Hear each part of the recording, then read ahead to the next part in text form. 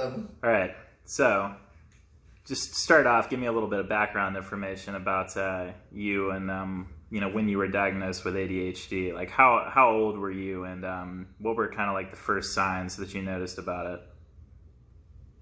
I was diagnosed with ADHD my sophomore year of college, so I was 19. And I always struggled to focus on everything, but I never knew that there was a diagnosis for it until I went to the doctor, and they were like, let's test you for ADHD. And then I had it. Did you notice any signs of it whenever you were like a small child, elementary school? Or like, when was the first time you can really remember it like playing a significant part in your life? Probably closer to high school, like my sophomore year of high school is when it really hit. When my distractions began. So when you got diagnosed with ADHD, you said that you went to a doctor. What kind of treatment did they put you on? Or like, what was the process like going about, like, first off getting diagnosed, and what kind of treatment they put you on? Did you have to see a psychologist or any kind of specialist or anything like that? No, I just went to my primary family doctor, and she just asked me a couple questions about focusing and just day-to-day life. And then she determined that I had ADHD, and she prescribed me to 10 milligram Vyvanse for a couple weeks to see if that worked, and it didn't really do anything. Then we went to 20, and it didn't do anything. Then we went to 30, and it kind of helped, but ultimately I needed like 40 milligram for Vyvanse. I think it's milligram, I'm not sure. And so I started taking that, and then my grades skyrocketed. I was way more focused in class and actually able to listen to a whole lecture, which was weird because I didn't realize that people could actually sit and focus for that long until I realized that I wasn't normal. So, through all these years that you've, had this, have you been consistently getting medication? Have you taken any time off from it? Well, actually, my job requires me to kind of be all over the place. I'm a news producer.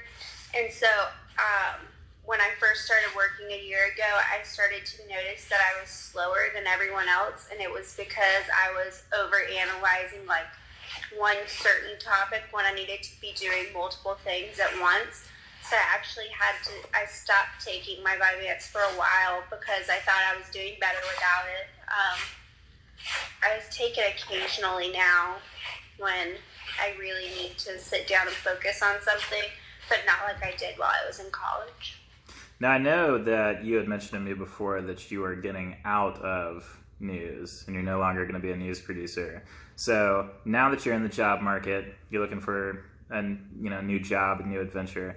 What kind of job do you think is going to be really well suited for you that you can thrive in, even with your condition? Definitely a job with people. I have a lot of energy, which is good when working with people. So I'm actually got a job interview on Monday to work at a senior living home and be in the sales and marketing department. They need someone who's energetic and excited and can talk with people really well. So I think that's a good fit for me. I probably will have to go back on my Vyvanse when I start a new career because there is a lot of paperwork involved in that. So I need to be able to focus on what I'm doing instead of doing the paperwork and then going and doing something else. So I'll definitely probably kickstart my prescriptions again. Let me ask you something. Have you ever noticed any major negative side effects or even minor negative side effects from your medication? Yes. When I first started taking it, I would get really shaky because I'd forget to eat, and I'd realize I'd gone like 24 plus hours without eating. And so I definitely noticed that was an issue. I would just randomly start shaking and I wouldn't know why, or I'd have really bad headaches. But once I kind of got a schedule down with eating and making sure I was taking care of myself while on the medicine, it was better. trying to think. The only negative I would say was when I first started working again. Like, I struggled to do multiple tasks at one time. I was too hyper-focused on one thing. So going to your family history, do you have any other members of your family that suffer from ADHD? Do you have any kind of a history of any kind of mental things like that throughout your family, or is it just you?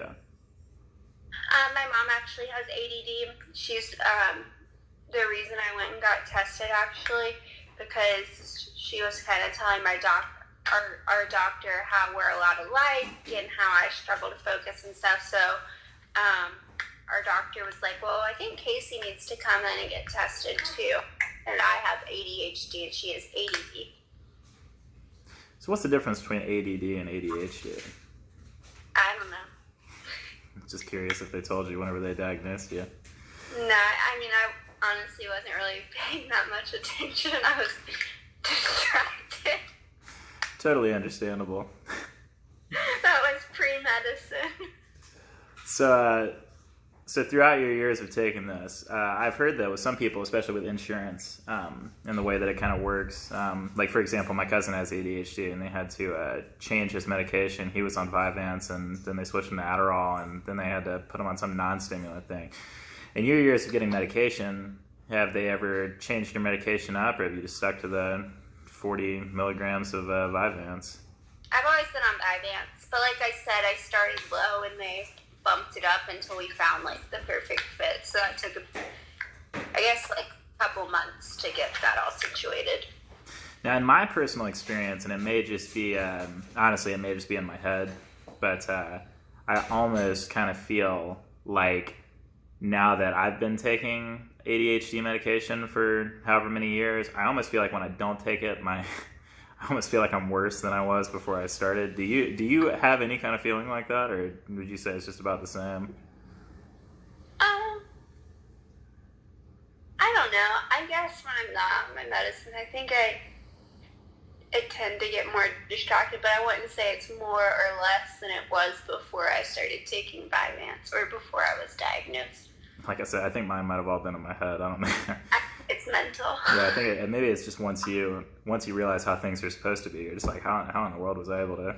I think it's mental. Yeah. So I know you said you got diagnosed in high school. Your grades? No, I was diagnosed my sophomore year of college. Sorry, sophomore year of college. So your grades went up. How does that translate over to like the workforce?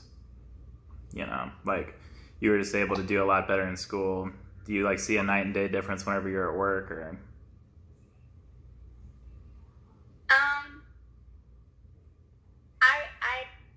I mean, I guess getting my grades up helped me get a job, but it's not like my grades were like severe. Like I had B's. It wasn't that bad, but I had to like truly like work, or I had to work really, really hard to get those grades. Yeah. But when I started on Vyvanse, I started getting more A's because I could actually sit down and study without having a million distractions and doing a million different things. But I guess it translates over into the workforce. I don't think I understood the question. Yeah, I wasn't trying to imply that you were a bad student beforehand. My bad. So looking to the future, you're 23 now. I assume you've got your own health insurance since you're a proud member of the American workforce nowadays. Has it become harder since you have become an independent adult? Has it become harder for you to get your medication? Have the prices changed? I mean, how has that affected your life? It hasn't. I am on my own insurance, but it's actually the exact same insurance that I had when I was on my parents' insurance. And so my Vyvanse, like, it's $30 a month, and it's just stayed consistent. But I don't think it's really impacted my medication in any way. Because, like I said, it's the same exact insurance I had before, so. Right. Just now I have to pay for it, not my parents. So let me ask you this. Sometimes they slip me some money. Oh, that's always helpful. So you hear a lot about people that almost kind of get addicted to medication like Adderall and Vyvanse and Ritalin and stuff like that. Have you ever, at any point, almost felt any kind of like a dependency or anything on it, or have you always just been able to, be fine without it? I've been fine without it. I don't really. I mean, when I first started taking it, I'm not gonna lie, it was an appetite suppressant, so I liked that because I was losing a little bit of weight, which is not healthy. Don't do that.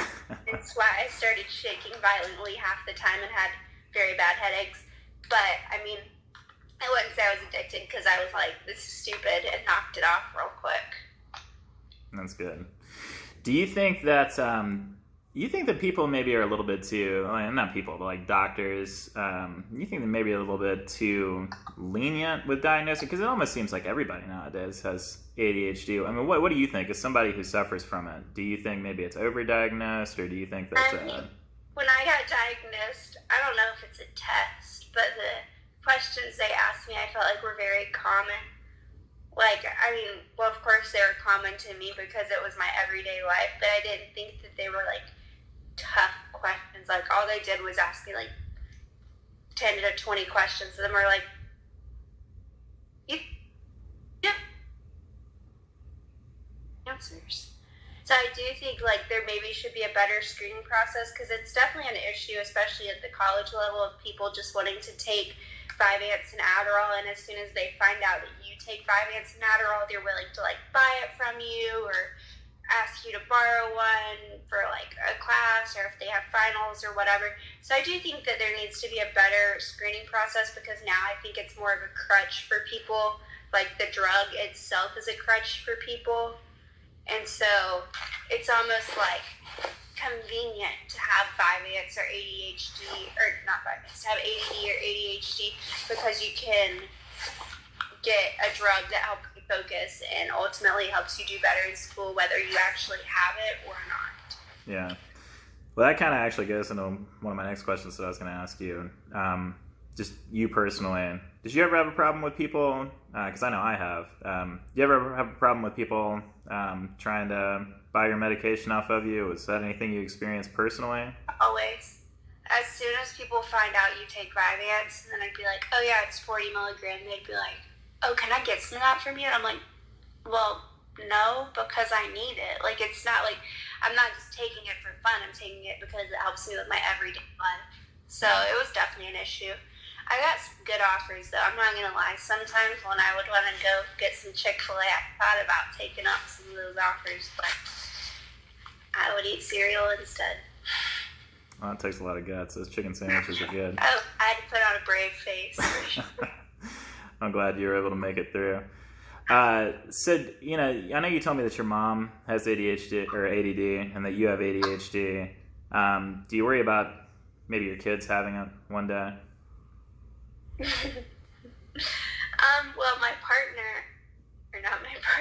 fiance, he also has ADD, so I definitely think it's something that we will deal with in the future. I'm sorry, hang on 1 second. Alexa, stop. Sorry, I forgot I set an alarm. But you can probably tell I'm not on my medicine right now.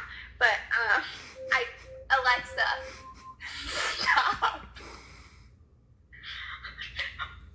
I'm sorry.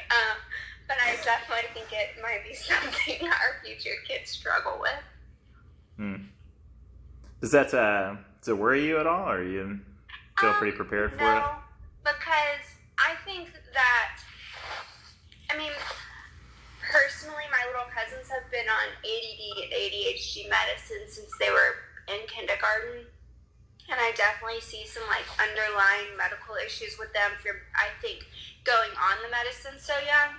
And so as a parent, I personally will probably not really start to explore the options of medicine until they're, like, in middle school. And, I mean, if it's a severe issue, then, yeah, that's something that I'll need to take up with the doctors and talk to the doctors about. But I would like to avoid my kids having to take medicine daily at all costs. So if there's other options that we can take, I would rather do that. All right, and just using the drug as a crutch for them forever, or as an excuse almost. Because I think sometimes a lot of parents use like, oh, well, my child misbehaves because they have ADHD, or my child acts that way because they have ADD, and that shouldn't be a crutch. It should be like a, let's figure this out, work it out, and move on. And I don't always think medicine is the best route for that. Well, let me ask you one last question. So moving forward as a country here in the U.S., what's something that you think that maybe we could do better to kind of make the world a little bit more ADHD friendly? I think I guess it kind of goes back to the education system, and I think it's something that teachers are truly working on, but making classes more interactive and realizing that not all students learn the same. Some kids need to like see, feel, touch, and actually do something in order to learn it, rather than just writing something on the board and saying, this is how this works, and expecting a child to learn it. I think we need to realize that everyone has different learning styles, and once we implement that in classrooms, it'll help those students with AED and ADHD to better learn. All right. Well, thank you so much for sitting down and kind of giving me a little background about you and your diagnosis and your life. I really appreciate it. Of course. All right. Well. All right.